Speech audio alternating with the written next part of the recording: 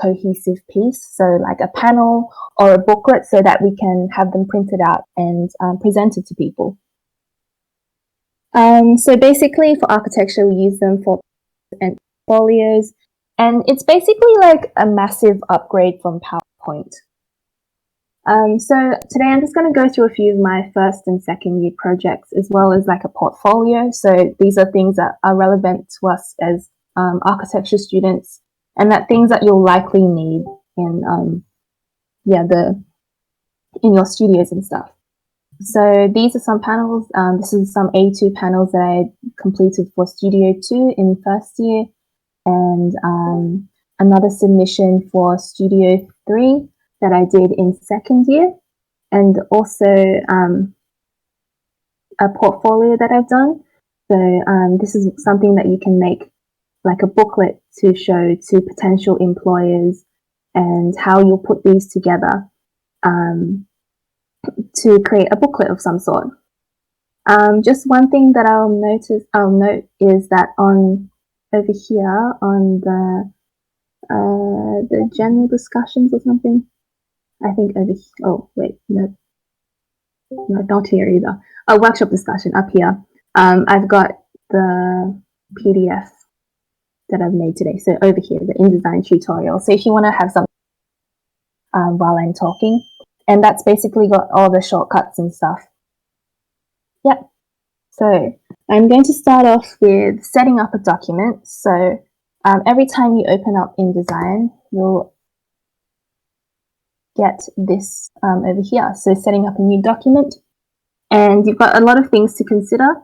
So like your print size and stuff. So you might have like A2 or A3 panels, or like A1 and other stuff.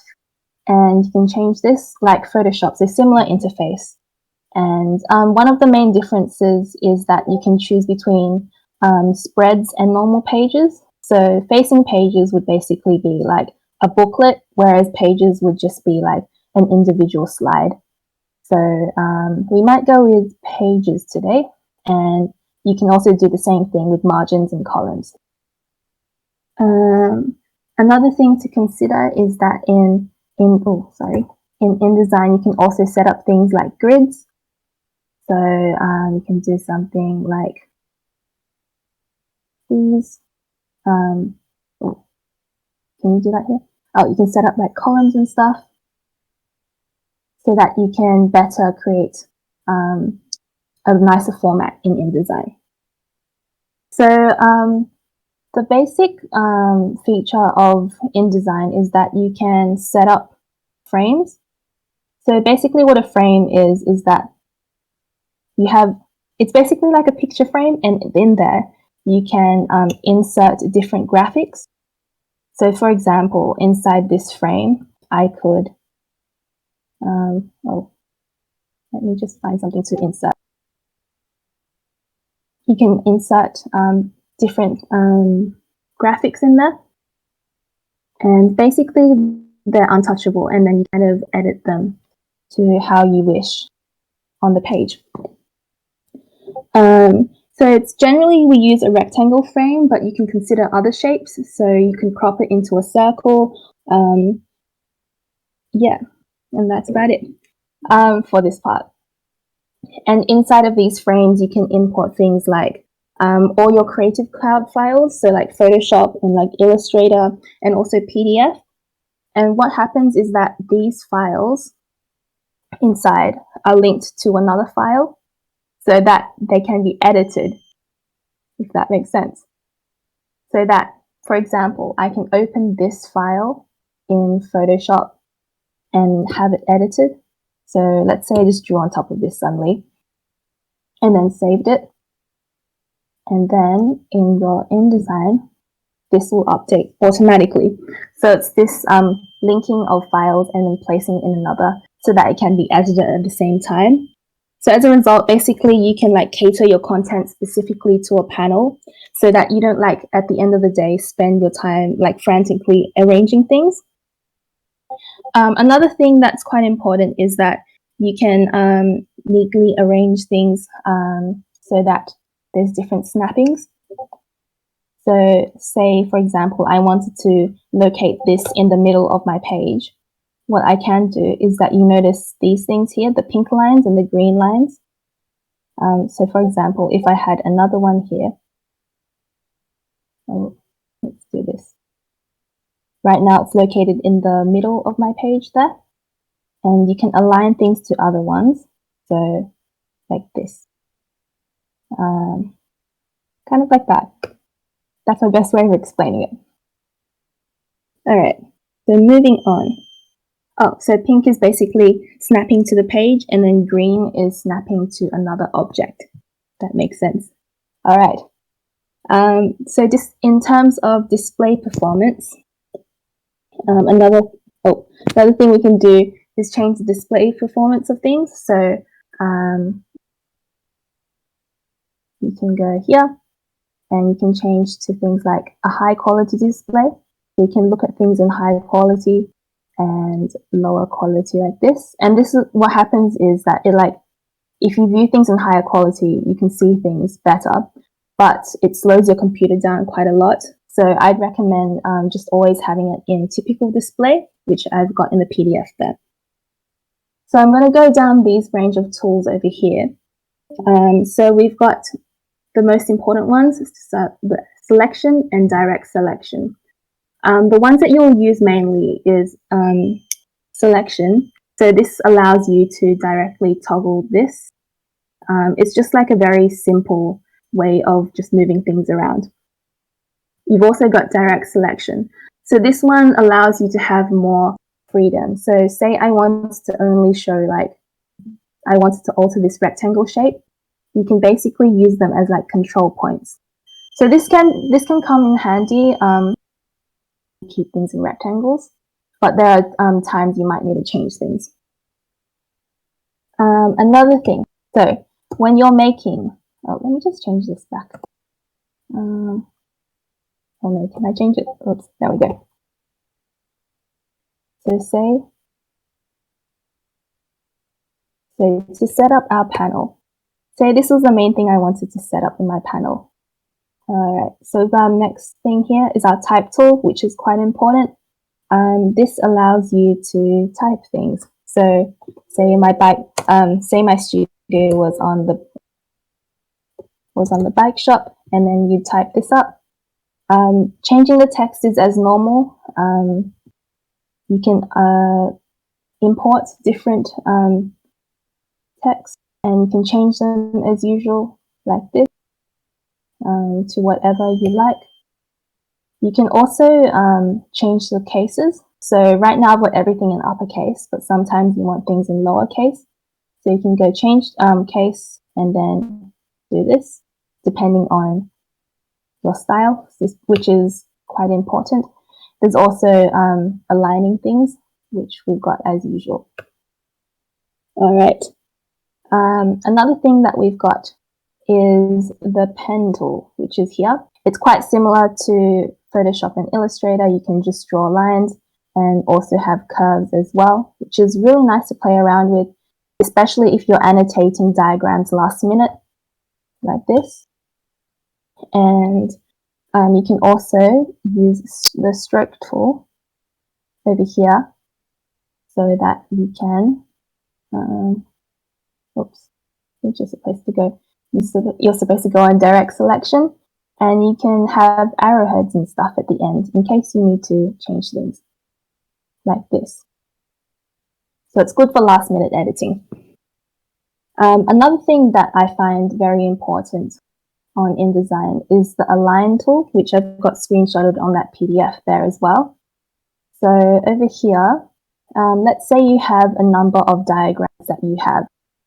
Let me just group this. Oops.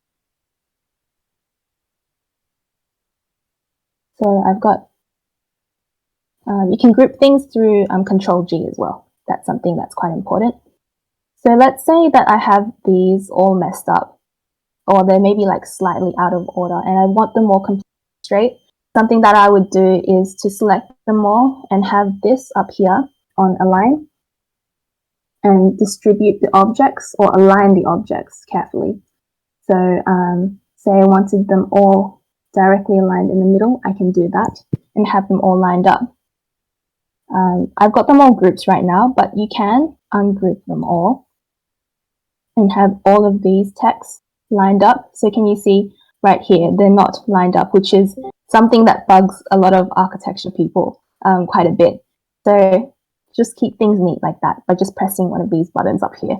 It takes a bit of time to figure out, but once you get the hang of it, it's quite easy to do. And it's very, very useful. Some other shortcuts you might need to know are W, so you can toggle things. So by pressing W, you can go between this and this. Oops. So you can see the outlines of everything in the frames, which is quite important so that you can toggle all of these things. So you can tell, oh, this isn't all straight, so I want to align all of these together. So that's quite important for InDesign. Control-Alt-Z is good for, so earlier I talked about the display performance. So you can go a high quality display by going Control-Alt-H or Control-Alt-Z. So can you see right now over here, suddenly everything's gotten quite clear, but that also means that my file has slowed down quite a bit. So you can go toggle back to Control-Alt-Z to make things a bit, to make things blurry but faster. All right, so let's go back to this. So another thing that I find really useful is the CC libraries, so which is down over here. What's good about this is that you can have this linked in your Photoshop and Illustrator files as well.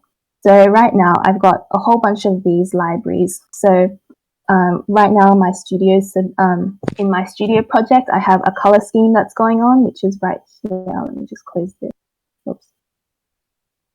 So I've got this color scheme going on. So in all of my files, my Photoshop, my Illustrator, my InDesign files, everything is following this scheme. And like in my Studio 2, in my Studio 3 submission, like everything followed this scheme. And why that is important is that, I can follow this thing and I can change things to particular colors. So I can oops, that's a very ugly color scheme. But you can change things like this. Yeah. And it'll follow a particular color scheme. Make sure it's just like set in the ones that you want. Oops. So something like that. Oh God. But neater. All right. So that makes sure all of your files are consistent and you're following a very consistent style and everything looks better in the end. So this can be also used for this can also be used for things like annotating these diagrams.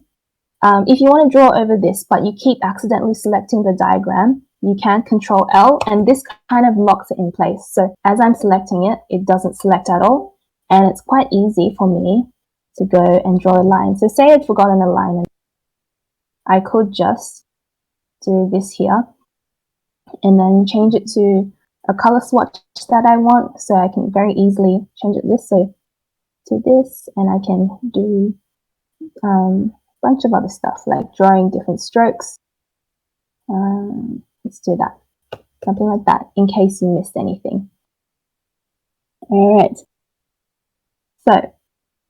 So that's mostly for the panels. So it's really a lot of bringing things together. Right now on here, I've got a beige background, and then I've literally just got a transparent background on this. So you can go edit original, and this will take me to my Photoshop file that I've done. And then on this file, I have it transparent so that it blends into my InDesign file here. So I'll drag this here, and it blends all in together. So my next thing that I'm going to teach you guys is about master pages, and that's quite important for things like portfolios and like long booklets that you have. So what I've got here, oops, let me just drag this down. I didn't use that many master pages for this one, but for other projects I will. So what happens is, oh, actually I did use a master page for this. So a master page is basically something that is repeated throughout the throughout your booklet. So for example, I've got this pink border that is repeated over here, and that is repeated on every single page, as you can see. Oh, let's skip the CD. But something like this on the outside. So basically, if I edit this master page here, it'll change on every single other page. And this is really important for if you want something that's consistent on each page.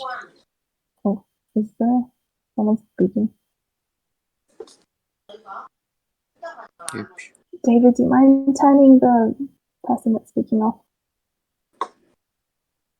Thank you. All right, so this is important for if you want to have like page numbers.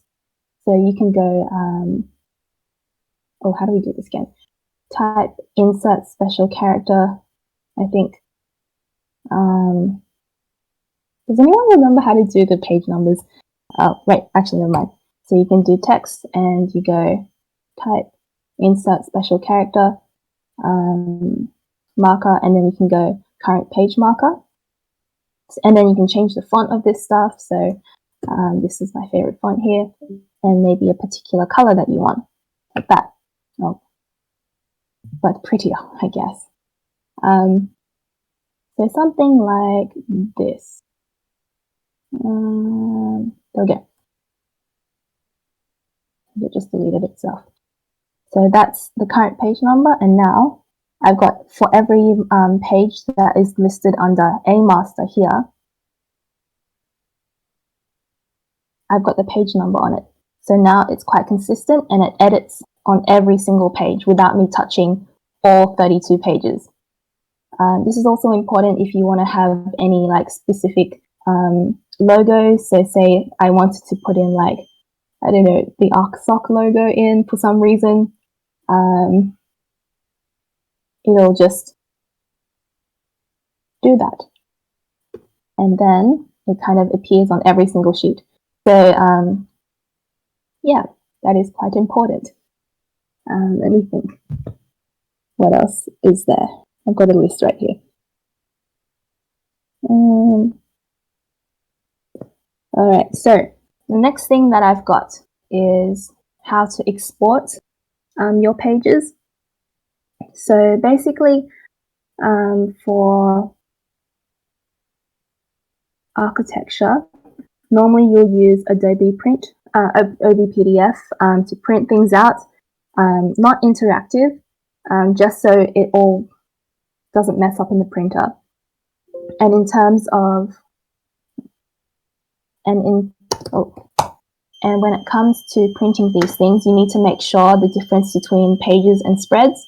So pages, as I said before, is more of like individual sheets, and spreads is more like a 2-page booklet.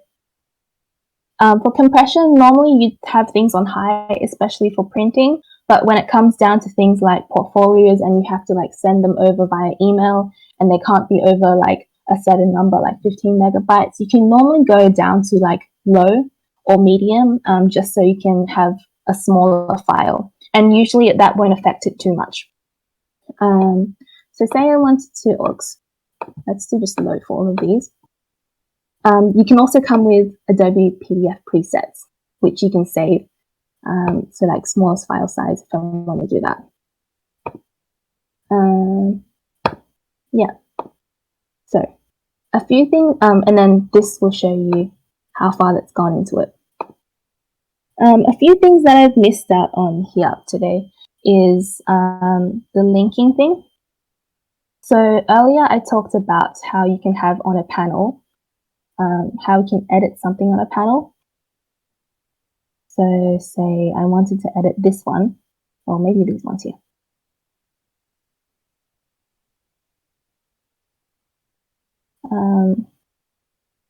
So say I edited this and I wanted to change like the color of the sky, or maybe I wanted to edit one of these people here. So on Photoshop, I might want to maybe move this person down a seat. and then I've saved that. What will happen on here is that you'll get this little exclamation mark over here, and that will also appear over here on the respective link that is changed, which should also be changed on this one too, which is not appearing for some reason.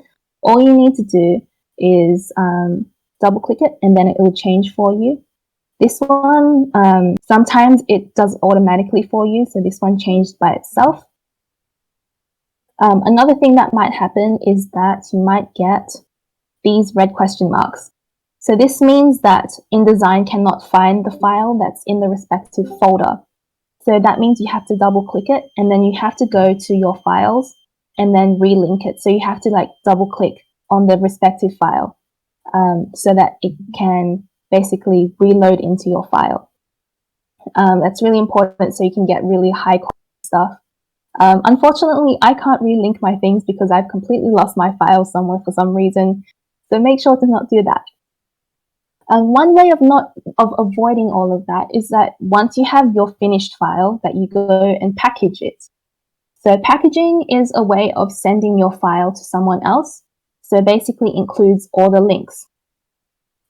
If I wanted to package this, so basically if you just send the InDesign file to someone, they won't be able to open it properly because they don't have these individual files because they're connected elsewhere.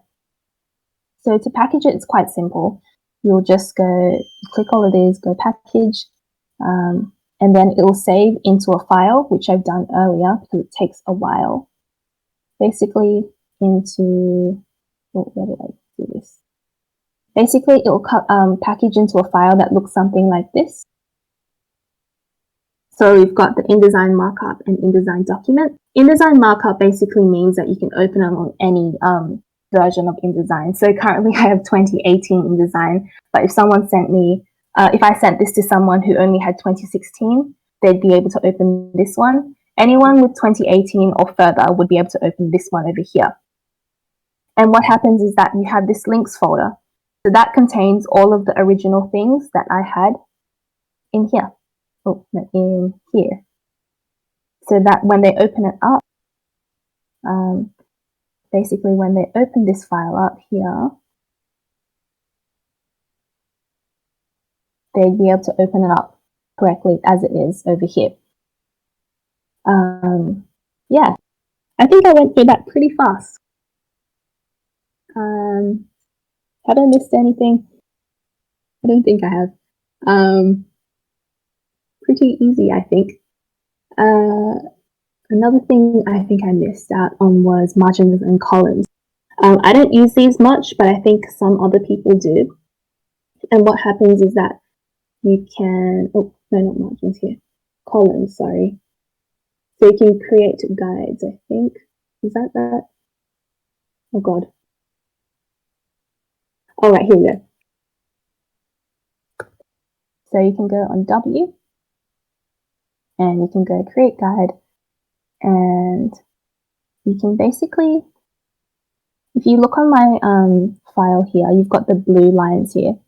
And that basically helps you kind of separate this page into a number of grids so that you can better display your objects.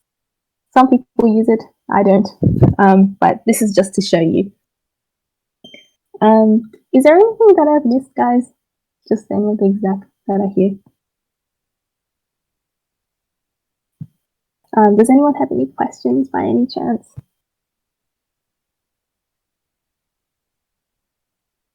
Or like things that you think you missed out on first year?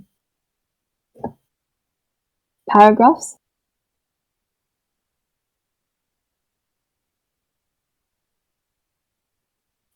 Oh, how I format my panels. Yes, okay. So the way I format my panels, I completely forgot about this. Thanks, Celine. So over here you can see 3 big panels right now so far. So basically I've used 3 A0 panels. How do I do this? Okay, don't think I can edit that. But I've got 3 A0 panels, and I decided that for this studio, I wanted to have special custom sized panels. So I decided to go with 3 strips. So basically how I organized, so the way I thought about this was how I would print it in the end. So I'd be printing on 3 A0 sheets and then cutting them out from there. So for this, it's actually quite simple. It might look a bit complicated. So let's just toggle to W. It's really just all these objects that I've got in here and all of this here. So basically I have my sections that I created, my 1 to 500 sections and my 1 to 200 plans and sections and elevations here, and also my sitemaps. And basically it's just a matter of finding a background, which I did here, and then also then placing this on, and then just placing all my things together. It took a while to figure out, to be honest, just because there was quite a lot of things to figure out. But keeping everything like wide, like far apart, and keeping a lot of white space. So even though it looks quite busy, yeah, even though it looks quite busy, it's just like not too busy at the same time. Yeah.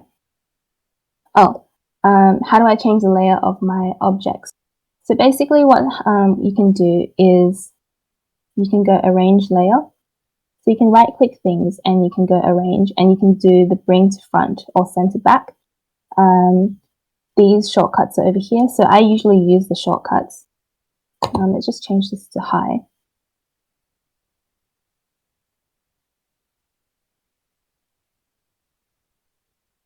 It's going to take a while. There we go. As you can see, it slows down your computer a wild amount.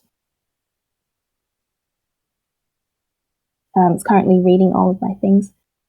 So, all right. What happens is you can place your things and then, oh my God, it's still loading. All right. All right, it's lagging a lot now.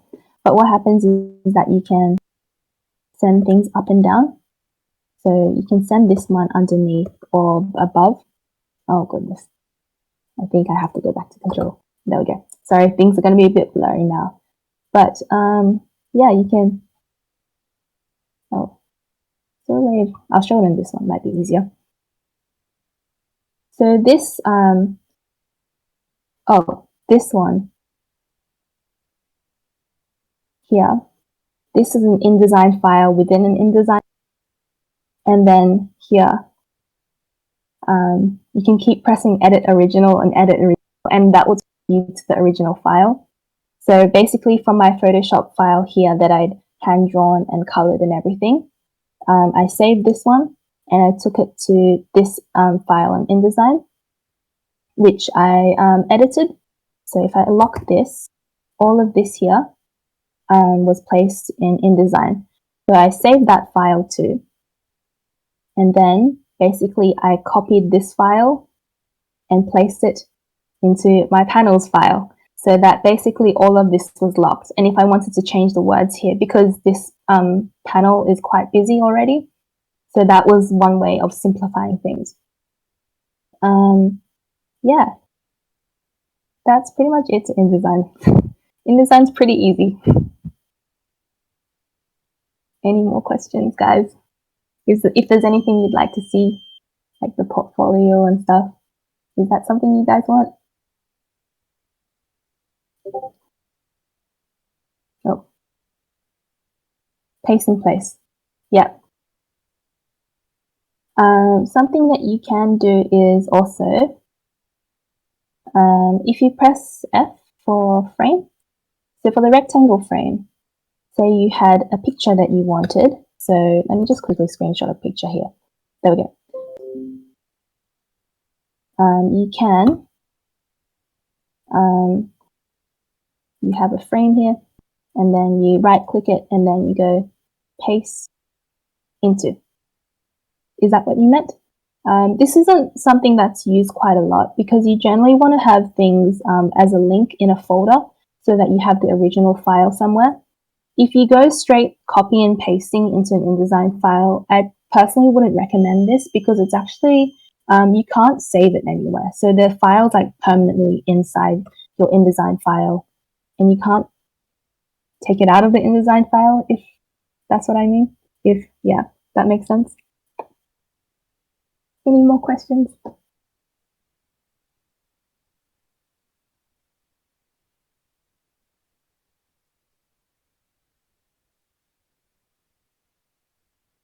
Brown and blue lines when you click on an image. Wait, this one? Oh, yeah. So, so the blue lines, as you can see over here, is the frame which I explained earlier. And then basically, if I click this, this is the original photo. So basically the frame is cutting that original photo out. So if I pull this out here, you'll see more of the photo and more of it. If I right click the bottom, if I double click the bottom right toggle bit, that will show the entire photo. And with the direct selection tool, I can do this. I can basically shift click and edit it. So sometimes you might have a circle, which I've done sometimes here, and I might want to paste in place. This is useful for diagrams and stuff. So say you had a diagram you wanted to focus in, and you can basically drag this out here. And you might want to focus only on a particular part of your design. So you can have like a series of diagrams that you can have.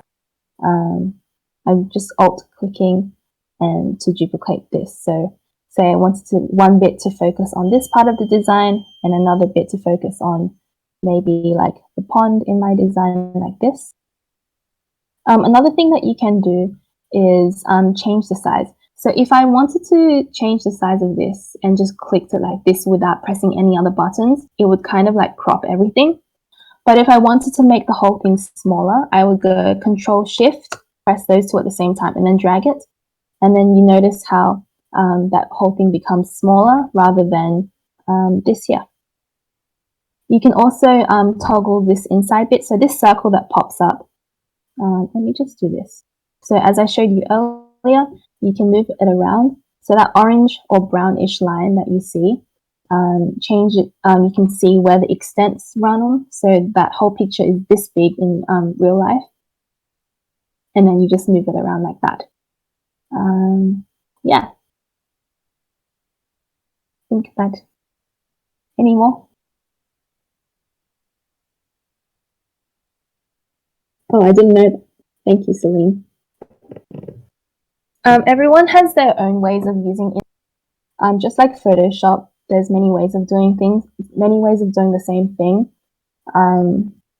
My way might be a little bit different to some other people. Yeah. Oh God, I'm getting a bunch of. Oh yeah, my way might be different to other people's. Yeah. So if there's any more questions, and if there's anything else you'd like to know.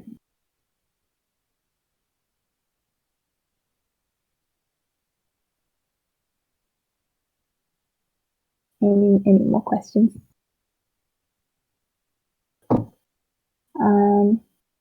I might go and talk about my portfolio. Let me just delete these.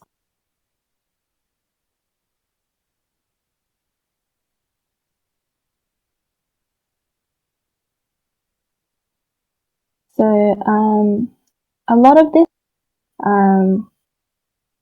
was just a lot of testing and trying out. I used an A3 spread. So this is 270 by 270, which is, I think, a good size to view on the computer screen. And also when printed out, it's quite nice as well. You can Control L and then you can type over things like this, so it's quite easy to edit. Yeah,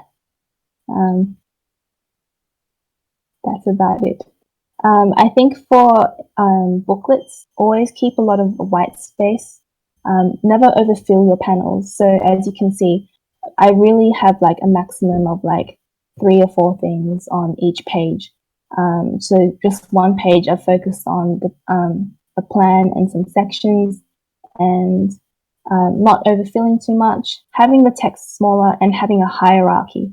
So it's really good to have when you have a text, when you've got text here, to download one that has a lot of variety. So for my one portfolio, I used only one font, but I've changed things so to have a sense of hierarchy. For my titles, I've used only semi-bold. For my main text, I might just use just like light only. And then for very like non-important information, I might have in italic, which is makes things a lot more easier. Yeah. Shape with gradient. Oh, okay. So sometimes you might just need to, if you're not using Photoshop and you just want to have InDesign only, give me a sec. You can create different shapes like this. And like before, if you wanted to have a gradient that you followed, so let's say I wanted to have like a sky. Oh, why is this not? Okay.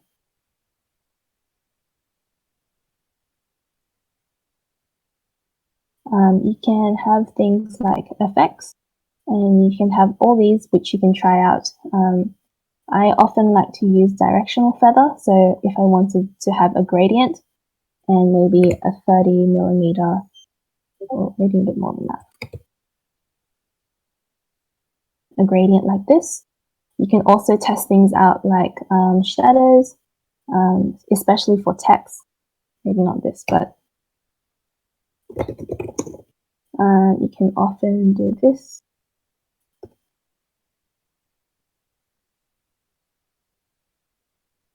And then you can right click and you can have effects and stuff, which might come in handy for when you're doing your portfolios and panels.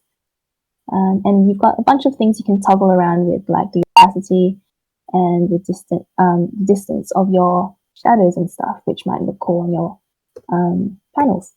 Yeah.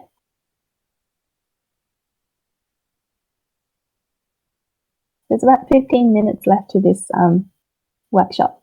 If there's anything else that you guys like to know?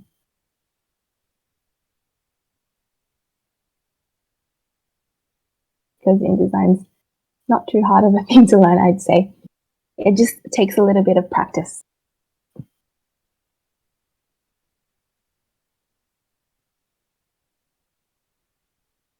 Are we all good?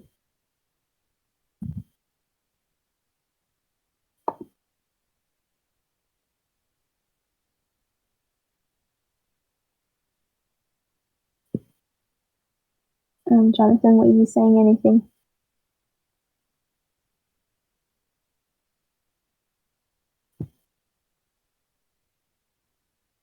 Yeah. Thanks, guys, for listening. I don't know what else to show because I think I've gone through my whole list.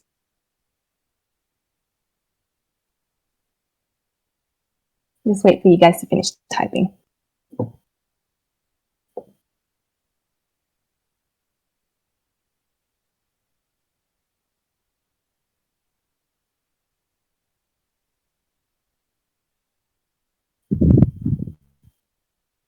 A gradient between 2 colors. Oh, you guys can also speak as well. The opacity feather. I've never actually tried any of that. But if my way of doing things, if I wanted to have between 2 colors, a gradient between 2 colors, say blue and pink for some reason. do none for this. I'd probably do a feather like this.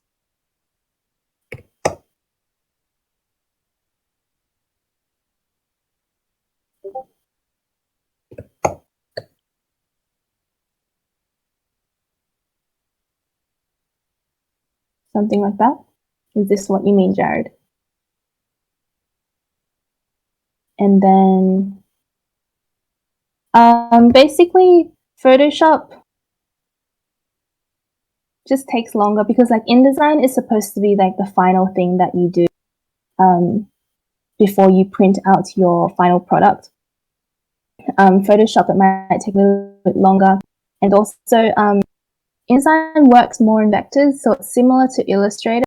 So so in case you don't want to go from Photoshop to Illustrator to InDesign, you can go from Photoshop to InDesign straight away. Because Photoshop works in pixels. I've never tried this one here before, Jonathan, but that sounds good too.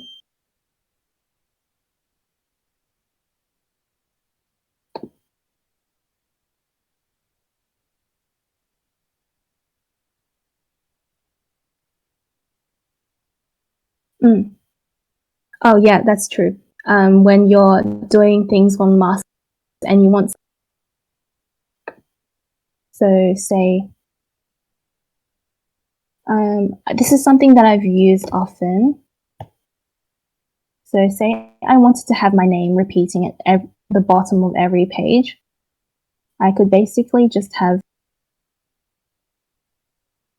this. So right now I'm on A master, and you could have like John Smith, and then that would appear on every single one. Something that I failed to mention earlier, so basically it appears there, and you can have like your tutorial group and stuff. Something I failed to repeat earlier was you can have multiple masters. So you can have a new master, and you can go unlimited masters. So yeah, so you can have C master as well and B master. And then right now you can see on each page, everything has allocated a master on it. So they're all relating back to this first master page spread. If you wanted things to be allocated to another one, so say this one, so A master currently has like John Smith on it, but let's say I want to have another one for some reason that has my name up here for some reason. So then what I could do, and I wanted that allocated only to, oh God, let me close this all up. And I wanted to allocate these two pages specifically to B master, and I wanted only this design. You can go apply master to pages, right clicking on those specific pages. So to page 4 and 5, I wanted this design here, and now you can see that they've changed. So now that is appearing there, but what's on A master is appearing on the other pages. Does that make sense? Yeah, I think that's about it. Thanks, guys. Oh, Natalie, do you have anything to add as well?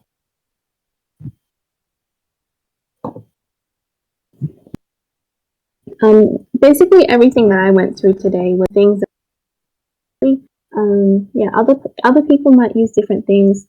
Another thing that I use is Control I, which is quite important, just to check things like spelling, because it's like last minute and you can basically skip things and go through.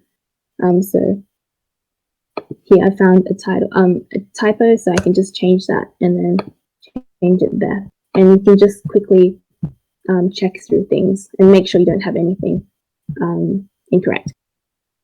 Control I. Yeah. Is that all?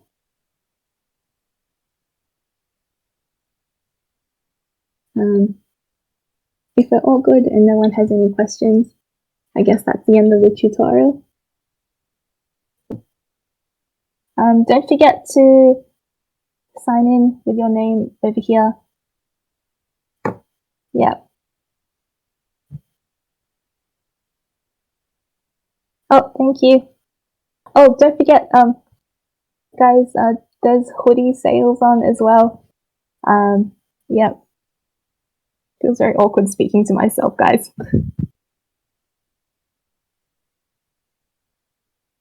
Any more questions?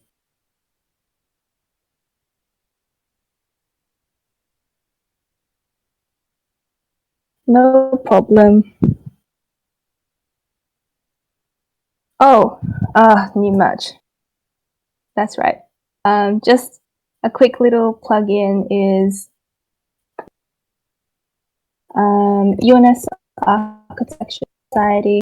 Don't forget that we have our hoodies on sale. So over here, if you go into merch, we've got our hoodies. They're very pretty. I designed them this year, so yay! And you have them delivered straight to your door as well this year, just because of the whole coronavirus situation. So there's that extra shipping fee, but I guess that is good so that we don't have to see each other in real life, I guess. Yeah, thanks, guys. Thanks for visiting and coming to this workshop.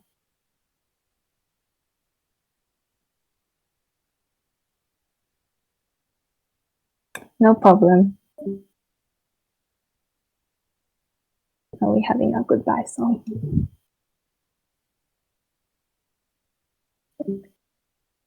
Yeah, and Jared and David have just sent the links for everything.